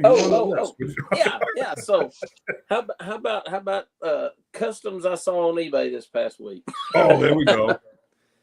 I thought this was pretty cool. This is I do too. Ghost Rider, and they took one of the Mythic Legion horses to make his horse. Oh, look at that! Yeah, that's actually cool. I think if you scroll down, Shane, I think it actually I captured because I think the guy actually put his name by Kamada Customs. Kamada Customs, yeah. Yeah, I want to point that out because I want the guy to get credit for it. Yeah. What's the price on it? I do not remember. It's actually good work, though, isn't it? Very cool. It's still up there. It's still up there because I took a snapshot today. So, but yeah, I just thought because a lot of a lot of people's talking about customs and all a lot lately. Mm-hmm. People's doing customs and stuff, and we were talking a little bit about it yesterday, and so I just found a few customs, and I thought maybe every time we do a show, I might pop up a few customs that I run across on eBay because I'm all the time looking at stuff on it. I would love to have a Carter Slade. Yeah, that's pretty cool. Horse has seen better days, huh? The guy done a good job on it. I mean, it's pretty awesome.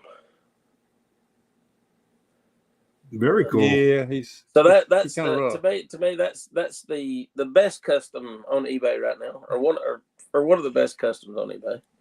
That's the best custom I've ever seen, a Carter Slade. I'm a big Carter Slade fan. Now, the next one is probably one of the most obscure characters. This is Brain Drain. And he was actually in the Bronze Age in Marvel Comics. He didn't quite look like this. He didn't look like this until later on, but apparently he showed back up in the Squirrel Girl comics.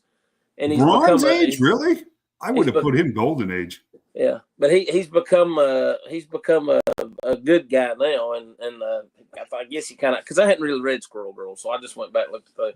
But I thought they did a really cool job. I mean, that's a brain inside of the glass case there. That's funny. And can you see his sign?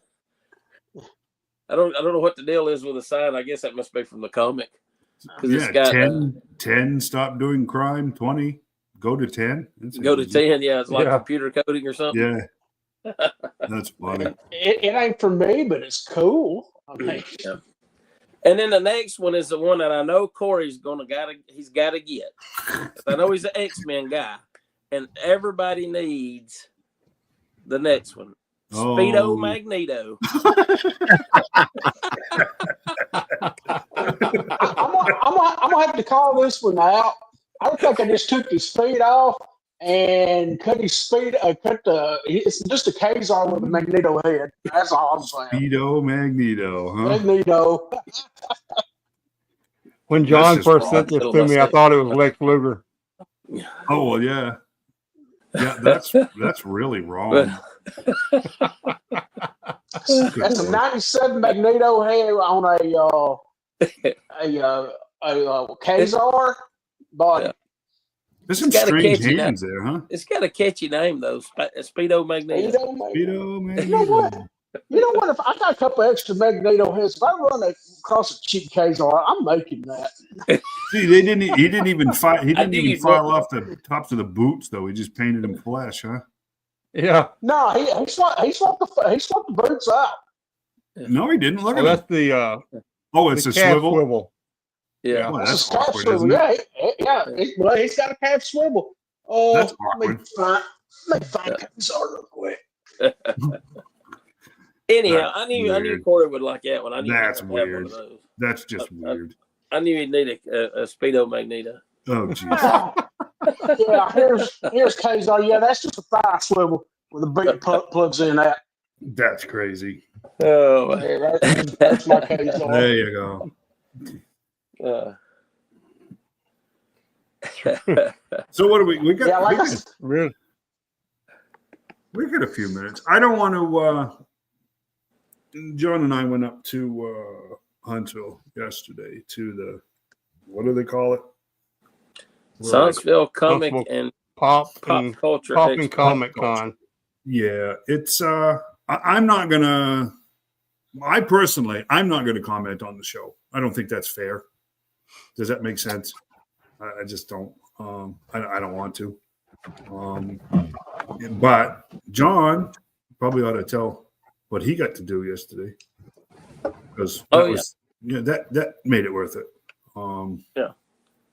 Yeah, because I wasn't even planning on going, but I missed last year because I know they had William Shatner there last year, and they had him here this year, and I know in July he's going to be in Knoxville, but I mean he's 95 years old, and I'll say, I mean I got to talk to him for just a couple of them. Of course, I mean there's obviously a line, so I didn't get a long conversation with him, but I mean he seemed sharp. He seemed like he was getting around good. I mean he's, for somebody his age, he's in really good health. I mean he's, but as y'all know, I mean it just takes one fall, or at that age anything could happen.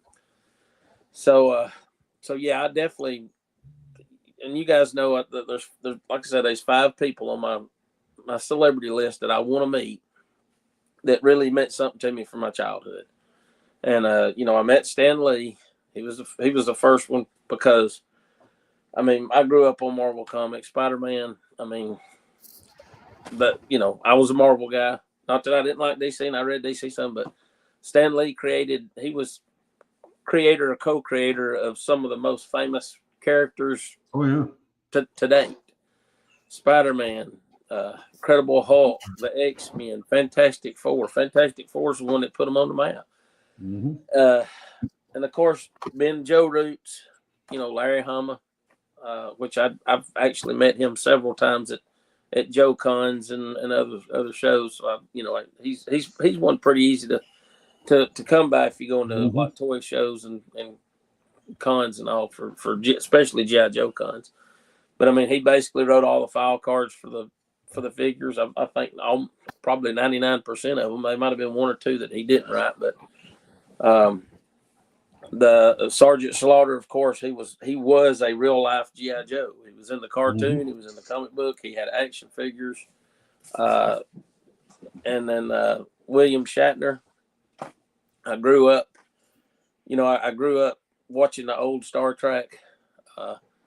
When I was a kid, like most kids usually they want to be either a policeman or a firefighter. I wanted to be a policeman when I was a kid. So T.J. Hooker, man, he was the man, And that's what I told him. I said, man, I wanted to be a cop when I was a kid, and I said I love watching T.J. Hooker. I said he was the man, And he asked me. He said, well, what do you? He said, did you get to do that? I said, no, unfortunately, I didn't. And he said, well, what do you do? I said, well, I'm a safety manager at a manufacturing facility. And he said, well, that's pretty close. And I said, yeah, I guess I'm still protected and serving at one side anyway. So, but I did get to, I had this. I never had opened this. I got this is Kurt from the episode of Piece of the Action, and as you can see, he signed it on the. I was hoping he'd sign it right here, but he signed it on the window, as you can see it there. Which I'm that's fine. I'm okay with that. Yeah, I chose this one because I had a Star Trek II, The Wrath of Khan Kurt in the box just like this, but it was darker red. And I thought, well, this will show up better. Plus, the fact that this one was, they only made 1,000 of these. And they've made 5,000 of the Wrath of Khan one. So this one's a lot more limited. This one's number 465 out of the 1,000. I have the Spock figure also that was limited to 1,000 from the same episode. I would have loved if I could have got Leonard Nimoy to sign in. Oh, I know, right? Both of them together, because I've never opened these. This one and the Wrath of Khan set, because I got Kurt and Spock from that set too. Those are the only 4 of the 12-inch that I never opened. All the other ones I opened, I put on the shelf, and I still got them. I'm trying to figure out where I'm going to display them at now, but these I never opened. I thought, well, I still got these sealed up. This would be a great one for me to take and get him to sign. And I'm glad I did. I got it. One more to go. That's Elvira, because gosh, back when I was a kid, me and my buddies, they'd come over, spend the night. We'd set up on Saturday night and watch Elvira and those stupid B movie horror movies.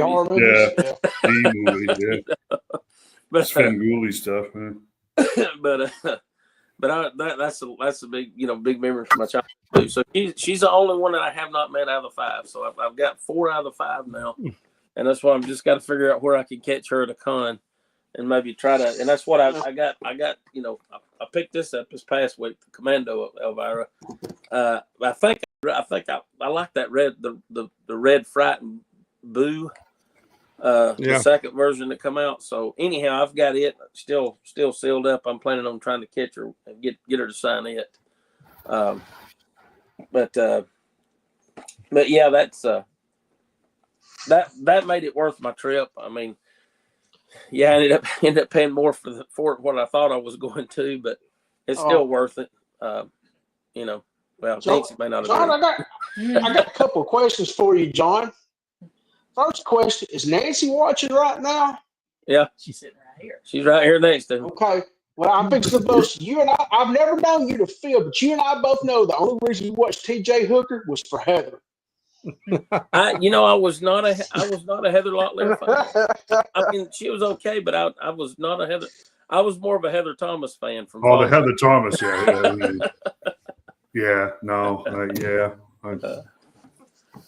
yeah. I mean, God's done some amazing work in certain places in this world. And, it's He just, definitely has. it's just, sometimes I probably told you guys that story about when we were doing the motorcycle ministry. We went to a big show and a big rally in Connecticut. We rode down and we were there to minister, and one of the guys, we were having a little tent meeting at the end of one of the days, and one of the old boys had ridden up from, I don't know, Pennsylvania or something. He was back then, he must have been 70. He'd beaten up and down the road on an old shovel head, and he gets up to talking to give him the mic, and he says, this is the first time I've ever been to one of these as a Christian. And he says, I've been to thousands of them over the years. And he says, he says, I hadn't been here 15 minutes, but there's a young lady over there. She's got her T-shirt hiked up over her forehead. And he said, I felt so bad. He says, I couldn't help but look. And he says, but then, he said, I bowed my head and prayed and said, Lord, that is some fantastic work. So, yeah, I mean, it's just, So I had perspective, right? I had to tell my wife there's a new place in Birmingham that has it's a great arcade place with pinball machines and whatnot, and there's a Elvira pinball machine. Oh yeah. And I had to share with my wife. I was like, yeah, those are some of my earliest memories, growing up as a child, seeing her. When you start to notice there's differences, right? Yeah. Yeah, don't feel bad. I mean, I noticed that Linda Carter was a lot different than. I can just imagine John's interaction with William Shatner. He goes, John, what did you do with the McFarlane truck? Nice. I It was- always it liked was the a good Dukes of day. Hazzard myself. It was a good day. Me too. Yeah, Had to love the Duke boys. Yeah. Catherine Bach. Catherine Bach. Yeah. Shane's like, huh, I watched it for Uncle Jesse. Wink, Yeah, wink, Uncle nod, Jesse in nod. the moonshine. It was the car, man. It was the car. Yeah, right. Yeah. One of these I days, I'll will- tell you a There was a story car about in that. there. I will tell I'll tell a cool story. The job I have is big in steel mills, and so like 3 weeks ago, I was positioned up in Pittsburgh, and every big town that I go to, I found I always find the local the toy store Mm-hmm. for each town, and so it was D&E Collectibles in Pittsburgh, and I went in there and looked around, and they had some really good stuff. And for the longest time, I've been looking for a 1/18 scale General Lee. But if you look online around here, it's $250, like whatever. They had one in there for $60, like in the package, like in the box. Wow. Like, Mhm. so I'm assuming that's a north versus south type thing, Yes. but I mean, I snatched that thing up as quick as I could. It's even got the bumblebee stripe. I'm looking at it right now. It's got the bumblebee stripe on the tail end, and I've got the two figures hanging out of it, and got a nice little box around it. Nice. But yeah, it's pretty cool. Like, you don't think about things like that, but north versus south, like the General Lee. Yeah, because there's I a few of those always things. wanted a 1/18th, die cast, but if you look down here on Marketplace, it's $200 or more, Right. and I'm like, I just whatever. But anyway, cool story of like being in a absolutely. different town and finding something that they didn't think is valuable as what we might Right. think is valuable down here. Yep. Where did you say you found it at? Pittsburgh, D&E Collectibles in Pittsburgh. Is that the one right there close to where you can look out over the water and see the stadiums? It's like 4 stories. But Three that River? whole that whole town was 4 stories. Like driving through there, like I'm talking about I've never the store where you found it at though. the store was down closer to the water. Right. Because when I was there years ago, they had all the toys in the basement level. The first floor was comics, the second floor was records, and then the third floor was, I think, DVDs and VHS and stuff and gaming stuff. It was like a 4-story toy comic book store. Okay. And Well, I got a that's where I got my my vintage Kenner Batman, Superpowers Batman. Had the card back. The full card back in the figure loose mint condition. I think I give $35 for it. Oh wow! Yeah, it's crazy. I was surprised. Yeah, I bought a Fun School GI Joe Flint, for I think $50 on card. Like that's one of the few like on card things I own, but it was at a price I couldn't turn down. But that sounds like the name. I can't remember the name of it, but that sounds familiar. That name, what you said, that D&E, yeah, D&E, yeah. I think that's it. I think that's the one I found that in. That's good. It's just so cool going to different parts of the country and seeing what they value differently as what we do down here. Because I mean that General Lee and different things that were of that ilk, the price, they didn't care about it, but I was like, I've been looking for one for a long time. I was like, oh my God, so of course I grabbed it, I don't blame you. I'd have grabbed it too. Yeah. Hey Shane, were you able to get? I didn't tell you specifically. Did you snag those pictures from the Kickstarter that I sent? Oh no, I didn't. Okay, so let's do that real quick. This is. We'll cover it again. It just popped up, so there's 20 days to go. But if you guys remember, we talked when we were showing the Art of G.I. Joe books that we got at Toylanta, that 3D Joe's did, and that's Robert Metaxas. He's as credible as they get in the G.I. Joe world. He's been running 3D Joes for years. He's an excellent archivist. he was talking to us, and he showed us the prototype of, well, not the prototype. There was an old book that had a couple of pages. Anyways, it's on Kickstarter, and it is G.I. Joe, A Real American Hero Field Guides by G.I. Joe, by 3D Joe. Sorry. So here's the deal with them. There's 3 different books, and I'm going to try to do this way.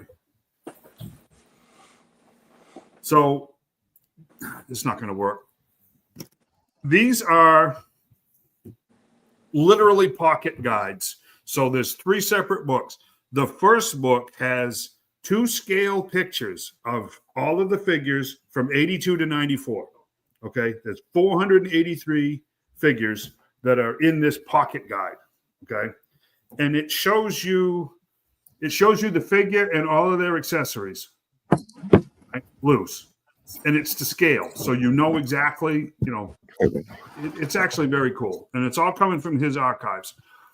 Volume 2 again is another pocket size guide, and that's all the file cards and all the variants of the file cards at 90% life size. Okay. Mm-hmm. So, and that's 483 individual file cards that are in this third pocket guide. Volume 3 is mint on card figures, and it shows all of the figures with all of the card variants as they look mint on the card, and that is 54% of life size, because these are intended to be 3x5 small pocket guides, right? Yeah. Full color and everything else. And again, this is 3D Joe's that's doing this. So it's got 20 days left, and I'm going to show you. It's already funded. It funded very quickly. So you can do volume 1, the loose figures, $35 plus $10 shipping. Okay, which is actually a small deal. Volume 2 is $35 plus 10 shipping. Volume 3 is $35 and 10 shipping. But get this: volumes 1 and 3, what he calls the all-in package, $90, say $15, plus 15 shipping. So you're saving a fortune if you buy all 3 for $90. If you look at the guidebooks that have existed before, we saw one, John. What was it? Almost close to $200 for a third printing, and it's a full-size book. You're not carrying this thing around with you at flea markets or swap meets or anything else to figure out if it's complete or not. So it's a Kickstarter, which means there's some risk, right? But I think this guy's as straightforward. This guy's as upright as it's ever going to get.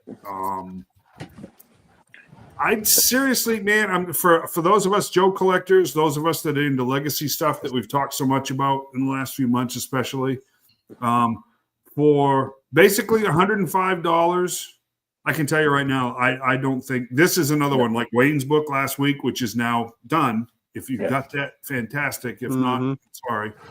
He may have some at the shows at some point. This stuff from 3D Joe's, these field guides, I guarantee you will never, ever, ever regret owning these. There you go. Yeah, if you want one of these, just after these come out, these will probably drop in price, because even the Toy Wish book, is going to have more variants and stuff than what's listed in these. Yeah, it's got a lot more updated information. So these will drop in price now, because everybody will be snatching those up. Yeah, there's so many guides now that's got all the Joe stuff that nobody should have any trouble finding a guide to carry with them when they go places. But pocket guide is great because you can keep it in your pocket, and it's kind of nice because I know you can pull up yojo.com on your phone, but 3D Joe, sit there and zoom in on it and try to click on it, and this actually is the picture, one figure per page, and it's life size. it's full very size. Cool. So you can hold an accessory up you find at a show and hold it right up to the book and make sure that it's the same accessory. Mm-hmm. Yep. Plus, it's got in the bottom corner a check mark. So if you got the figure, you check it off, and it's got a block for each piece So if you know which pieces you got and which ones you don't, and then once you get the whole figure complete, there's a check mark on the side. So then when you flip through, you can see the check mark and know which ones you got complete. That's cool. It's like a flip book. Can you see how he's got it organized? So it's like a flip book. You can just scroll real quick and you can check your boxes. I guess that one's actually doing better than I thought it was. Yeah, that's cool. Yeah. And this is what your pages will look like. Yeah. Right. Each figure and all of the accessories plus your check boxes. Yeah. Let me see if I can show you. Yeah, zoom in on the accessories and see if you can see the check boxes on it. That's at the bottom. At the feet of the figure. Yeah. Right. And this is 3 3/4 inch. The photograph is 3 3/4 inch. So everything's to scale. And then you've got your file cards. Does the same thing. He's got a checkbox there for the file cards. And then there's your mint on the card. Checkboxes for the third book. So we're not making a dime off of this. This is just 3D Joe's has been a huge resource to a lot of us over the years. He's got funders, but he ends up spending a huge amount of his own money to fund this. And these books help pay to keep that going, that archive going. So think about that. Robert Carson Metaxas, and it's G.I. Joe, A Real American Hero Field Guides. Has 20 days to go, and you can buy each book individually if you want to. You don't have to buy all three. So think about that. Thank you, my friend, for joining us tonight. Guys, I got to sign out. So, we're at 9:02. So appreciate you guys having me, and look forward to more of these kind of conversations. And if you see me post, things for sale. I'm not looking to make $1. I'm just trying to, get rid of extra so I can continue your passion. Yes, right. Yeah. Yep, Brian, absolutely. if you're looking for anything, let the group know if you're looking for anything. Because everybody's always hunting. And likewise, I've got a ton of stuff. So anything you guys are looking for or need, reach out to me, and I'd love to help you. Yeah. Cool. I think you talked to John and Dave. I'm reasonable to work with, and easy to deal with. Yeah, he gave me a real good deal on some Night Force figures, so it's definitely worth it. Yeah. Yep. So, yep. Absolutely. Good guy. Yep. Straight up. Y'all have a good night. All right. Hey, thank you, buddy. You too. Come back anytime, man. Yeah. All right. Thank y'all. See you. See you, man. See ya. So another 2 weeks, another episode. That was a good time. That was a good time. Thanks, Corey, for being here. Shane, as always, for running the show. John, for your input. Me, I'm just kind of hanging out. So thanks for the comments and stuff. Yes, sir. I've noticed that the views are getting higher and more consistent. So I don't know if you guys have just started to drink heavily or you're actually starting to like us. So I don't know. I think it's the latter. What are you doing, Corey? Guy didn't even paint the crotch piece, man, on the Speedo Magneto. I didn't know. I didn't need to know that. I could have gone the rest of my life without seeing that, and it wouldn't have bothered me one bit. Take it his crotch. Only Corey, and he wonders why he got pushed down to the Target parking lot. Okay, fans, viewers, commenters, friends, brothers, countrymen. Have a great 2 weeks. We'll see you. See you guys. See you later, guys.